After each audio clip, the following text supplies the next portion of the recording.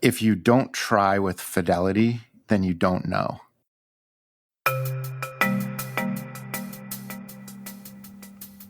Today I'm sharing another conversation with Issac Roth. In it, we look at the state of the world as I am seeing it in August 2020, which was, at the time, admittedly, a little grim. Incidentally, this was a couple months before we knew things would actually get worse with wildfires in California and Oregon. In the case of Oregon, I couldn't go outside for a solid week or more. And in the case of Issac, which I shared in the last episode, which was a few months later in October 2020, he almost lost his house in the wildfires in California. So in this conversation, Issac helps dig into what I'm seeing in the world and experiencing, which wasn't very positive. He helps weave these things into his past experiences in startups and our time at Red Hat working on OpenShift. For those of you that think I've got life all figured out because of the personal work I've done or my work as a coach, you'll hear pretty early on that I struggle just like everyone else. And in fact, that adds an additional level of frustration and tension that we talk about as well. I love Issac's calming presence, wisdom, and optimism, and he does a great job delving into what I'm thinking about and looking for constructive ways to turn it around. Here we go. What do you think is interesting in the world right now? Oh, what a dumpster fire. I feel like it's just a big dumpster fire. What makes you say that? Like dumpster fire? COVID, the elections. So there's a lot of worry. Yeah. Well, uncertainty. It just feels, I guess my sense right now is, and I have to like actively manage this because I do believe I have a choice. But yeah, just my overall feeling of the world is just so COVID, at least in the United States, feels uncertain / not under control, not well managed, at least on a national level. The whole race riots, discussions, peaceful protests, whatever you want to call them. Like, we're on day 60 something here in Portland with no end in sight. And I guess if my feelings around that are conflicted. More uncertainty, like how is it going to end? Like how many times can we try to light the courthouse or the police station on fire before we decide that this isn't okay and we like do something about it? And I guess to bring it full circle, it's the current administration's approach to all these things, which feels like just printing money and throwing money at the problem, and we're all going to have to pay for this somehow, some way, someday, I think. There's instability in your town, and you're worried about the future instability or debt or issues because of the economic policy. Yeah, and I'm also wanting to remain positive because that's what I'm all about. Like, I'm all about helping people create a better future. So I think I'm also feeling convicted on a personal level of I don't have integrity if I'm not like living what I say that I'm doing and what I help people with. So I'm having some internal conflict there too of like, man, this situation looks totally hopeless. And yet I talk to people all the time where they're like, this situation's totally hopeless. And I'm like, well, do you want to live there or do you want to live somewhere else? So you need a bit of your own medicine right now. Yes, which is why I have my own coach. So we've it's ongoing work in process. But this is, there's something about this in the entrepreneurial journey as well. Holding uncertainty while being super positive. Really? Part of our job is to be team leaders, motivators. People often joined a project because of the personality or the person, or just, you're sort of the figurehead for the vision. Hey, we're going to build this cloud platform.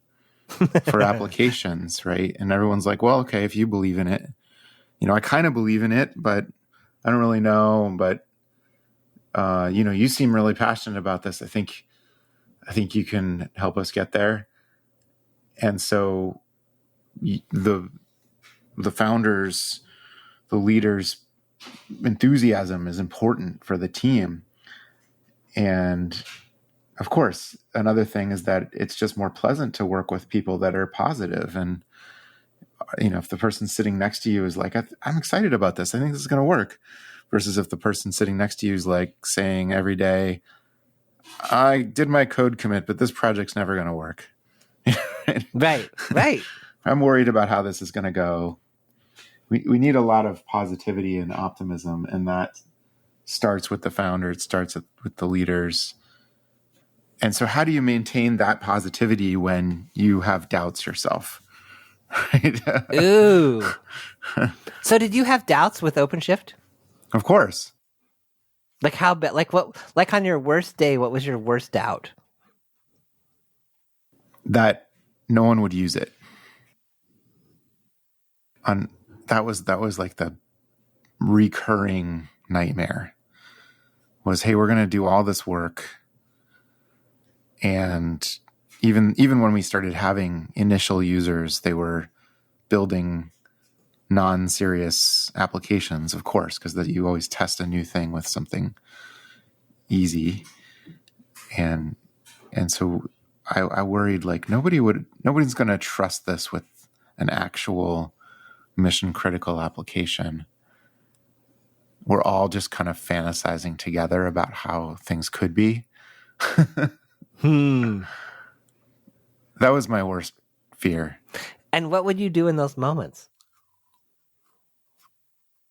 It's funny you said go for a walk earlier. I would. What would I do in those moments? I mean, I think in the moment, like, let's say you're having a moment of, I was having a moment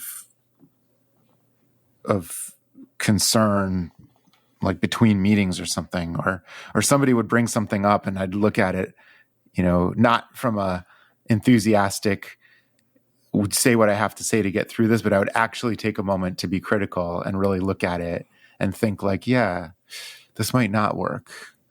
Like what this person's saying, yeah, like this whole idea might just be wrong. A really hilarious one to reflect upon is that Scott and I were quite concerned when we renamed it and we chose the final name that it would become known as OpenShift. That was one of our competitors' favorite refrains.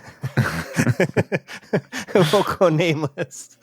We were really concerned about that. And it's easy to brush off, like, no, that'll never happen. And let's just stay positive and believe, and then we can control our own destiny. But I lost my train of thought there for a second. Yeah, I guess that's not a good example. I think we were concerned that, I know my concerns were just, nobody would use it, or they would use it, but they wouldn't, it would be like a toy and they wouldn't actually do anything important with it. And there's no way to counteract that rationally, because that's a real possibility. Like it was very possible that no one would use it, or some other thing would become more, the need was real, but some other thing would be a better way to solve that problem. And so I guess there was a lot of just having faith. You asked, what did you do in those moments? I don't think I had any like self-talk mantra. I guess, I do have a little self-talk mantra about this, which is, if you don't try with Fidelity, then you don't know. Oh, that's beautiful. The point there, and I applied that to like our marketing campaigns, to our feature development, to our product management decisions. What would be the best feature. That's a really interesting area, because you look at a product that, at least in the initial days, it had very little traction, right? It's like, oh wow, we have 24 apps on this, and they're mostly like kind of friends and people we cajoled in a meetup into using it. And so now we're going to plan the next sprint. And so we're using input that we have from potential customer interviews, not real customers. There are no real customers, right? We're using information we have from potential customers. We've gone and talked to a bunch of big companies that have said, yeah, I'd like to use something like this. And we've said, well, if you were going to use something like this, would it need to have, integration with SSO or something, right? And they'd say, yeah, of course it needs that. And so this is all hypothetical. It's not real, like, I need this now, I'm going to pay for this right now. We had a few things that were like that. And we had a lot of things where we were forecasting. And so it was very easy in that to just sort of not do a good job. Like, look, whether we put this in this sprint or the next sprint, it doesn't really matter. Like, we don't have to do a great job on getting this precisely in the correct order, which in my opinion is the job of the product manager, is not just to get it generally in the right order, but at every moment, at least at every sprint plan, to have the backlog in precisely the right order of exactly what is more important than everything else. Not because it actually matters, because often you run 3 or 4 sprints before a so-called release, but it's about building that discipline that you are constantly making the trade-off. And I work my life this way too. Is that, what are you spending your time on right now? Is that the most important thing? How does that fit into a framework of how you should spend your time? Or if you're spending your money, is that the most important thing? Is that the highest leverage thing you can spend your money on? How does that fit into a framework or a budget or an investment plan of how you should spend your money or time? And that discipline of constantly refining how you allocate your resources, I think that is a core product management job. It's also a core CEO job. And it's a real strong practice that I have. It drives my wife nuts. Why can't we just do something, why can't you just make a decision that's just off the cuff? Really? You're not I think of you as a total off the cuff person.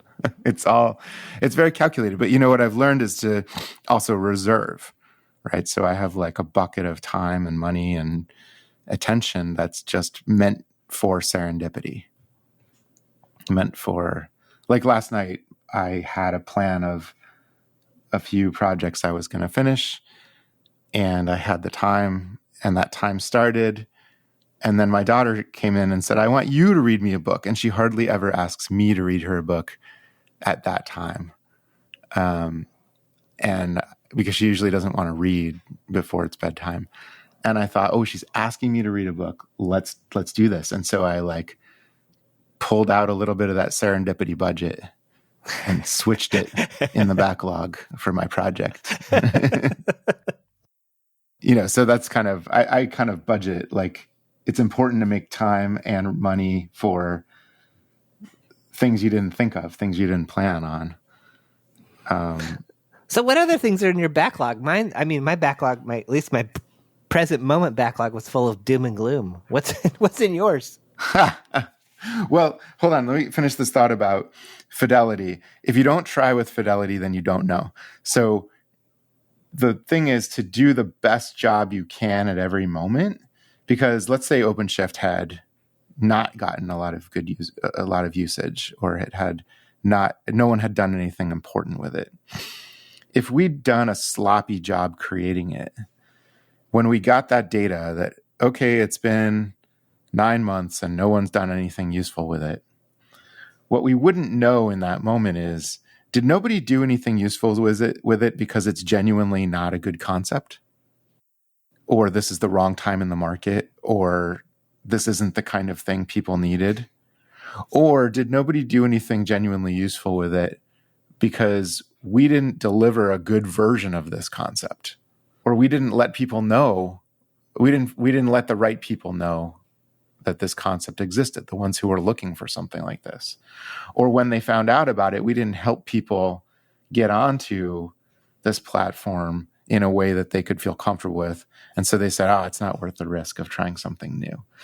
So if we didn't execute with great fidelity, the problem is you don't know whether it was a good idea or whether you just did a bad job.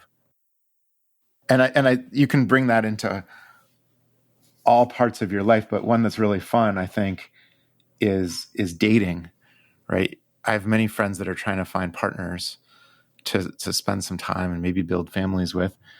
And it's really easy to sort of slack off on paying attention to that and like, well, I'm just going to be flippant about how I treat this person or how I consider this opportunity to get to know someone. But if that's genuinely a goal, the trouble is when that didn't work out, and people are very, very fond, my friends are very fond of complaining about how their relationships didn't work out. I wonder, did it not work out because it wasn't the right person, or because you didn't show up with the full fidelity of yourself to that relationship? Now, sometimes because of our subconscious, we don't show up with our full fidelity to projects. And that's because it's not really what we want to do. And that's good, right? Like, but it's important not to confuse the data. Yes. Did that not work out because you actually didn't really want that and therefore didn't put your heart into it and therefore it fell apart? Or did that not work out because it actually wasn't a good idea or wasn't a good match, right? And it happens in startups too. Like sometimes it's a good idea, but it's not actually the right idea for you. And once you get into it and you realize what it takes to do that thing, you're like, this isn't really, and you don't really put your heart into it and it doesn't work out. And that's good because it wasn't the right project for you. You need the combination of the person, the project, and the market. Well, doesn't it become kind of a self-fulfilling prophecy? Definitely. I don't think this thing's going to work. Yeah, it didn't work. Look. And sometimes it can work the other way, where a project needs someone to just make it work, to really apply themselves to causing it to happen. But often there's something that wants to kind of happen in the world, and it just needs a team to really go at it with a good product and good execution, and people will come around to that. So when we were in the midst of OpenShift, and I was worried in those moments, or I was having a critical consideration, like, okay, yeah, Margaret's right. This might actually fall flat.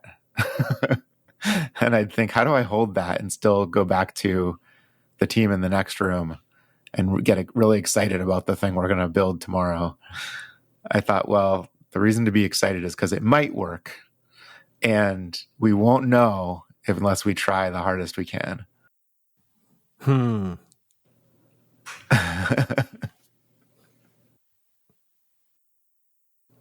There's a counterpoint to this that speaks to what we were talking about a minute ago.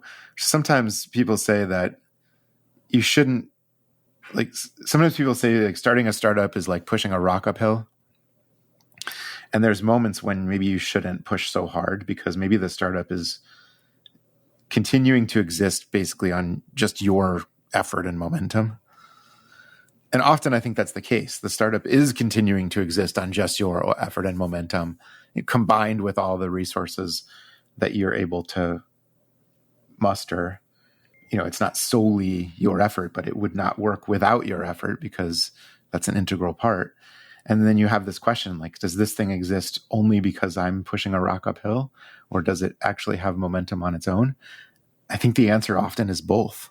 It has a little momentum on its own, but it requires your attention and your effort. So in that moment, are you making something unnatural? Like, are you causing something to happen that doesn't really want to happen? I don't. How do you answer that question? And is it wrong? Should you step back and allow something to happen and become part of it, or should you really, really push? Well, what's the difference? I want to say wisdom. I don't know. That's like I think that's like the magic, right? Is treading in that moment of, am I fulfilling fate here, or am I creating fate? And it's probably both, and you don't really know which one. Well, what comes to me is there's at a certain point, you just physically can't keep pushing that boulder up the hill either. There's burnout. I've done everything I can do.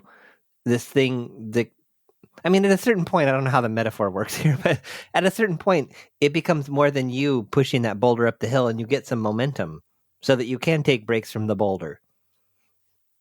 And maybe in other situations, you are the only one pushing the boulder up the hill, and if you stop, it's going to roll right back over you, and it's all over. Yeah. And it's hard to know when those moments are. There's magic in this.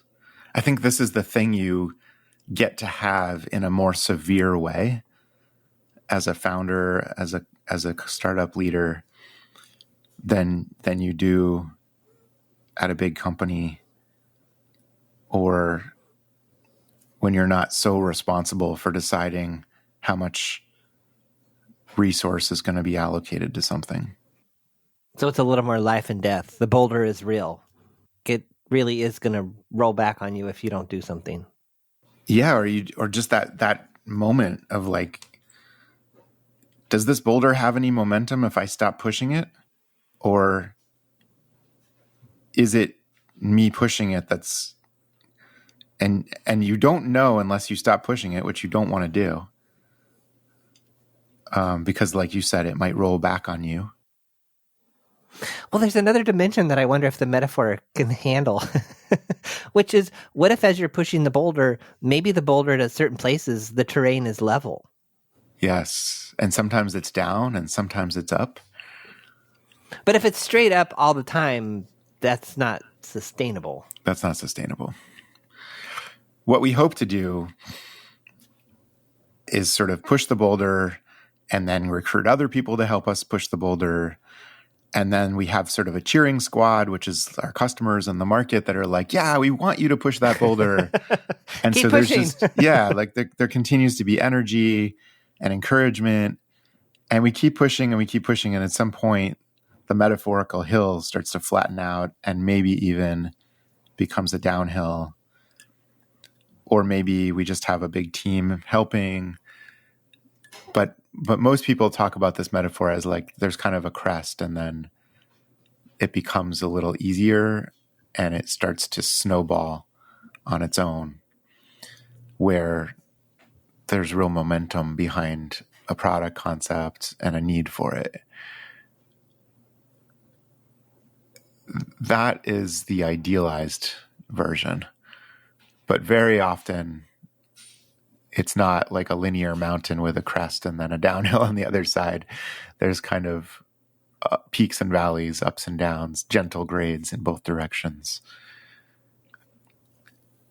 And, calibrating how much effort you apply and who you recruit. I mean, you want to have a lot of cheerleading when you're pushing up the hill, but people often want to cheerlead when they see the boulder rolling down the hill, right? It's, and you think about yourself at a sports game, when there's a tough play, it's hard to remember to stand up and cheer. When there's momentum and people are scoring, then it's easy to remember, and you get swept up in the wave of excitement. And startups are the same. When things are good, everybody's swept up and they're helping and they're excited and it feels great. And when you have a lot of effort to apply, it's hard for everyone around you to remember, like, this is the time when actually we need a lot of cheering. Right?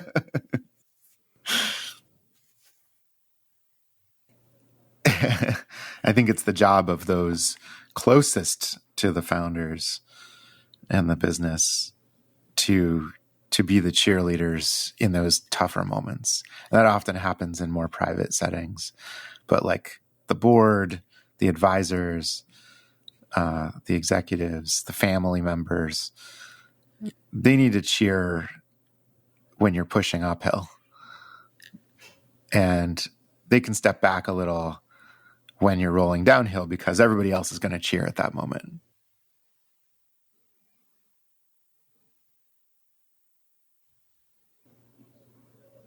Not sure where else to take our boulder.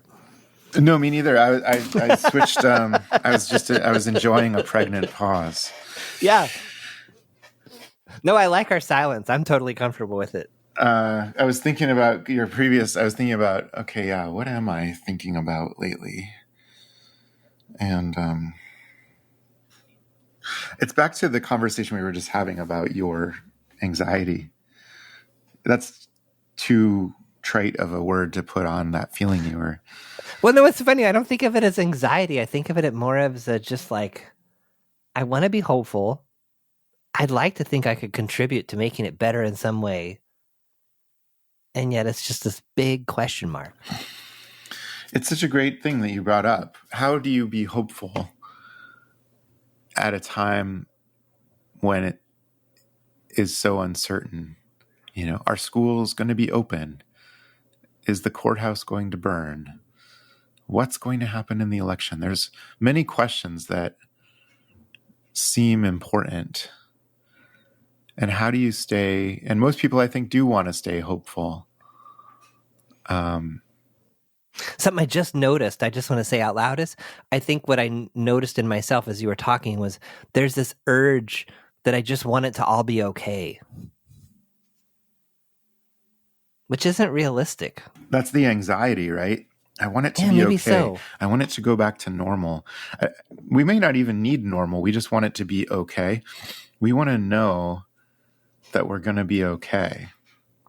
And there's health risk, there's financial risk, there's community risk. We can't connect with people the way we want to or the way we're used to. I want to know that it's going to be okay. I guess the thing that I've been thinking about is, in the face of that, which is lovely phrased the way you did, it's nicely phrased the way you did, I just want to know that things are going to be okay. In the face of that, what does the world need? It might be an attitude. It might be a product. It might be a story. But that's such a fantastic question. It gave me a shiver all over. And what can we do? You know, like, what can, and maybe this conversation we were having about pushing rocks uphill is apt right now. That hill is the uncertainty, right? I just want to know, I want to be able to see the end of this hill. I want to know that this is going to be okay. What do we need? We need people who are good at pushing rocks up hills to inspire the rest of us. Hey, if that person can push the rock up the hill, so can I. Or I can join them and I can push a rock uphill with someone.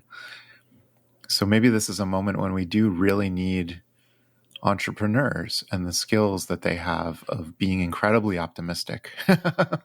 Right? If we all want to know that it's just going to be okay, the folks that are always optimistic and think they can create okay, I think they can create wonderful, wonderful, incredible things from nothing.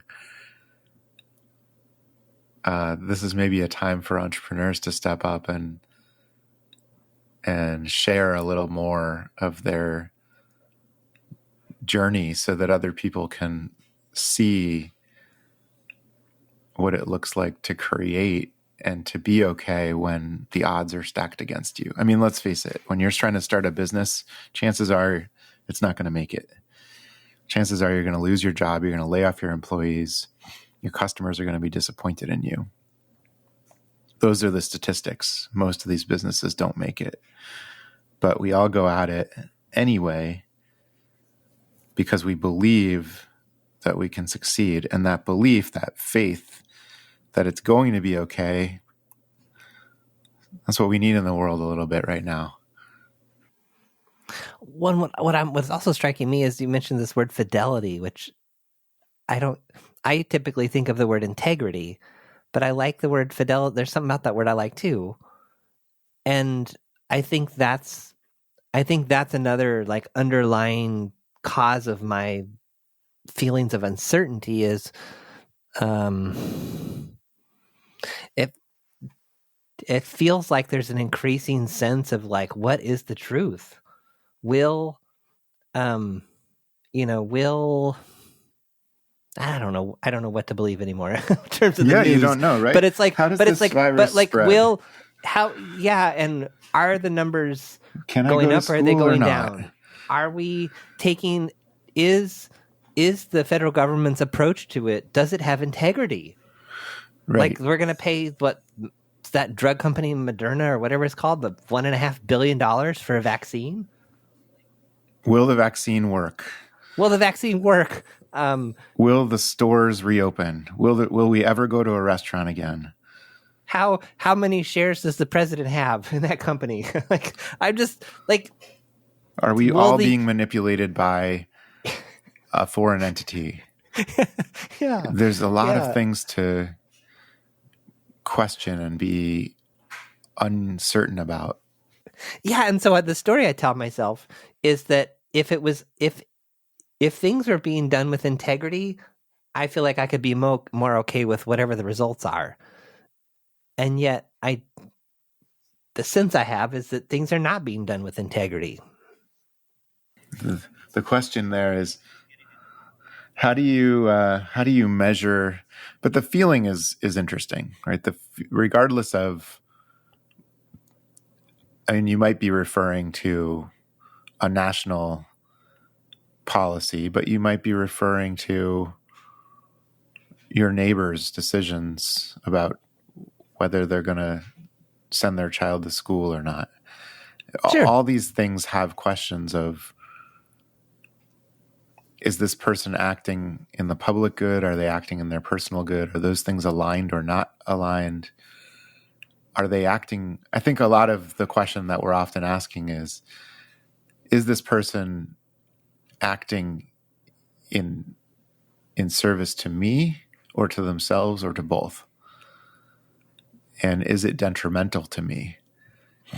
And that's a question I see people asking themselves a lot lately is this thing that's happening, this tax policy, this monetary policy, this health policy, this decision by my neighbor or someone in my community, is this good for me or bad for me? And one, it's hard to know because we don't know what the future looks like, and we're hurting for data, right? We don't know. Can we stay closed for a long time? Should we be opening? Can we, like, will we catch the virus from our children or not? What are the statistics on whether we can survive infection? How productive are we? We don't have any data, or we're missing the data. It's very spotty. And that reminds me of entrepreneurs too, because you're often having to make a decision. You're always having to make decisions without good enough data. And there's real discomfort with having to make those decisions and having to have a feeling like that. Gosh, I just feel anxious because I don't know. I don't have a framework for how to make a decision. What does integrity mean in this moment? I think it means, are other people acting with my interests in mind? Are they considering the overall community or just themselves? Mm-hmm. And it's hard to know because we can't really measure their integrity because we don't really know what the framework is. And so we're just living in a time with very little data, and it's hard to make out what is truth, as you pointed out. And that's very anxious. It's hard to be relaxed or people describe this as the ground is shifting underneath me, or the goalposts are moving.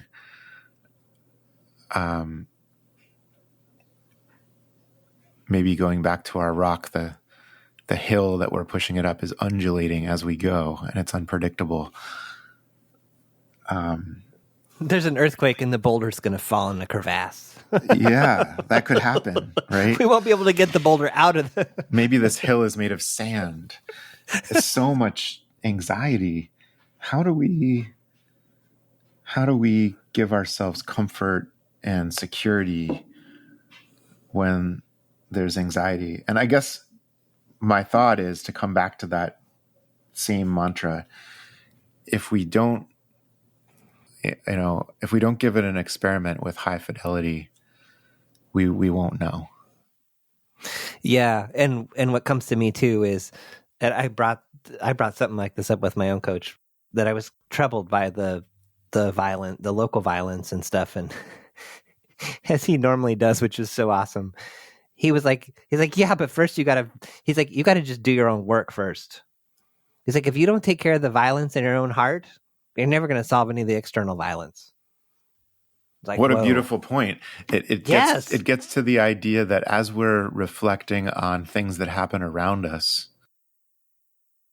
that is a reflection of our discomfort inside with our own stuff. Yeah. And so the hope in terms of like, what do we do? Like you're like coaching me without even knowing it. It's like, keep doing my own work and look inside for what I can continue to do as I work on myself, but while at the same time looking outward too. And how do you do that work, John? So let's say, here I am and I'm just really worried that I've got to make a decision about a name. I think the best name is OpenShift. I really need to look up I think I have notes somewhere of what our other name candidates were, because it would be hilarious now to look back at that. I vaguely remember seeing a list. Yeah. I mean, I don't remember any of the names. I don't even know if we could say them if we did, but yeah, I remember there being like the top 5 or something. Right. We definitely had other alternatives, right? And so we're making this decision and we're concerned that people are going to call it open shit. Which they did. And I mean, I remember that was always the typo that I was very careful not to make in any of the minutes or any of the social media posts, or that was one thing I was proud of. I never slipped up on that.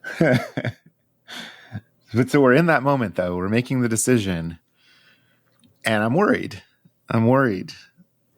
And that worry is a reflection of, the way I experience that worry is I'm worried other people are going to call it something. I'm worried other people are going to think poorly of it. In your rubric, that worry, in your coach's rubric, that worry is a reflection of my own worry about myself. Possibly, yeah. I mean, so how do I get into that moment and give myself a hand when I'm having that worry that this thing I'm working on, when I launch it, it's not going to go right? Back to my coach. You got 2 minutes here, John. Give me the answer. Okay. well, one of the best, it's my favorite 2-word answer, which again, my own coach uses on me sometimes, and I use it on myself, and it's actually kind of become a favorite phrase with my wife too. So what? Ah, that's great. And the way I write it is so period, what period. So what? Okay. It can be like a big punch in the face, and sometimes it's a refreshing punch, and sometimes it's a punch that really makes you mad. But it's kind of jarring, and it's kind of like, so what? Yeah, so what? Okay. So they call it open shit. Then what? Yeah, so that to me brings up the idea of contemplate the alternatives, right? How bad could this be? What would happen? Yeah. So, okay, I'm worried that no one's going to use my platform. Or they're going to use it, but they're never going to do anything serious. So what? So then what would happen? what would I do? What would the team do?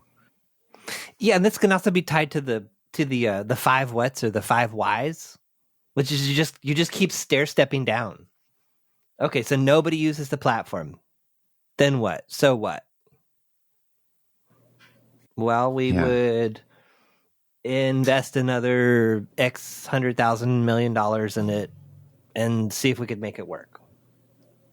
Then what? So what? Well, it'd either work or it wouldn't. And then we would know. Yeah, and if it didn't, we would disband and we'd work on a different project, and everybody would probably be fine. And in fact, I could even help people find another project to work on.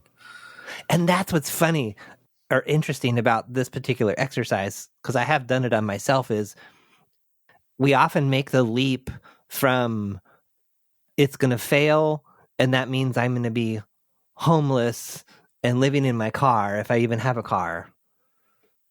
Like, you skip all the steps in between, but if you do all the steps, you never end up at I'm homeless and living in my car. Or you There's do, but it's like so far. There's so many steps down the road that homeless and living in my car is like if you do it like 10 times. There's too many opportunities along the way to succeed, for something wonderful to happen.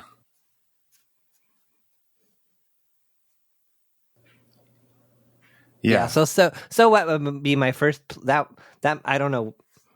Whenever I'm coaching or in these moments, it's like whatever just like kind of comes to me. That's what came to me now. So what we should do that next time is okay. So we're shut down. Kids aren't in school.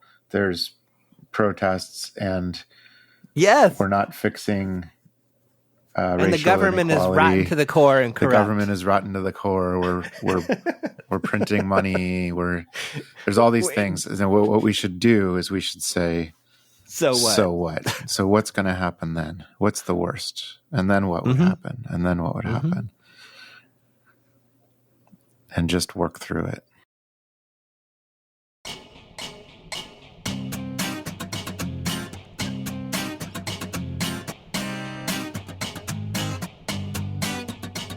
Thanks for listening to The John Polster Show.